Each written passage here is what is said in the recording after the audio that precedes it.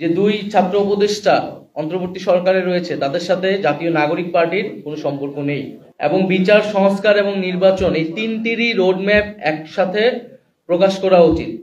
তাহলে জনমনে এবং সকল রাজনৈতিক দলগুলোর মধ্যে এক ধরনের স্বস্তি তৈরি হবে, আস্থার জায়গা তৈরি হবে। সেনাবাহিনী আমাদের দেশের সার্বভৌমত্বের প্রতীক। আমরা চাই যে এবং সেনাবাহিনী এই গণ অভ্যুত্থান এবং পরবর্তী সময়ে যে ভূমিকা পালন করতেছে সেটা করি, যার যেটা কাজ, যার যেটা দায়িত্ব সেটাই যাতে সে পালন করে। আমাদের আহ্বান থাকবে যে ডক্টর মোহাম্মদ ইউনূস তিনি দায়িত্বে থেকেই রাজনৈতিকভাবে সকল পক্ষের সাথে আলোচনা করে একটা সমাধানের দিকে যাবেন। আমরা মনে করি যে জুলাই ঘোষণাপত্রের যেই নির্ধারিত সময় দেওয়া হয়েছিল, সময় কিন্তু আগাচ্ছে, ফলে নির্ধারিত সময়ের মধ্যেই জুলাই ঘোষণাপত্র প্রদানের ব্যবস্থা করা উচিত এবং বিচার সংস্কার এবং নির্বাচন এই তিনটিরই রোডম্যাপ একসাথে প্রকাশ করা উচিত। তাহলে জনমনে এবং সকল রাজনৈতিক দলগুলোর মধ্যে এক ধরনের স্বস্তি তৈরি হবে, আস্থার জায়গা তৈরি হবে। ফলে আমাদের অন্তর্বর্তী সরকারের প্রতি আহ্বান, জুলাই ঘোষণাপত্র এবং বিচার সংস্কার এবং নির্বাচনের রোডম্যাপ একত্রে ঘোষণা করা এবং সব পক্ষের সাথে আলোচনা করে একটা সুষ্ঠু সমাধানের দিকে যাওয়া। পাশাপাশি রাজনৈতিক দলগুলো এবং আমাদের জনগণের প্রত্যেকেরই আসলে দায়িত্বশীল আচরণ করতে হবে। বাংলাদেশের বর্তমান পরিস্থিতি, জাতীয় নিরাপত্তা এবং ভবিষ্যৎ গণতান্ত্রিক বাংলাদেশের কথা ভেবে সকলেই সেই দায়িত্বশীল আচরণ করব আমরা এবং একটা আলাপ আলোচনার মধ্যে দিয়ে সমাধানের দিকে যাব, সেটা আমাদের প্রত্যাশা। দ্বিতীয় আরেকটি বিষয় হচ্ছে,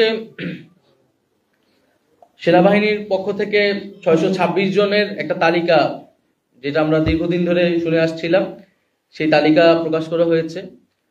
এই তালিকাটা যদি আরো আগে প্রকাশ করা হইতো, এটা তো আসলে সুযোগ পেত না। তো সেনাবাহিনী আমাদের দেশের সার্বভৌমত্বের প্রতীক।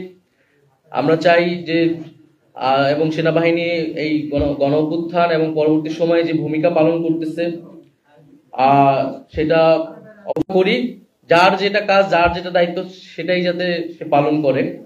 আমরা বিগত আমলে রাষ্ট্রের বিভিন্ন প্রতিষ্ঠানের বিরুদ্ধে বিভিন্ন প্রতিষ্ঠানকে দলীয়করণ করা হয়েছে।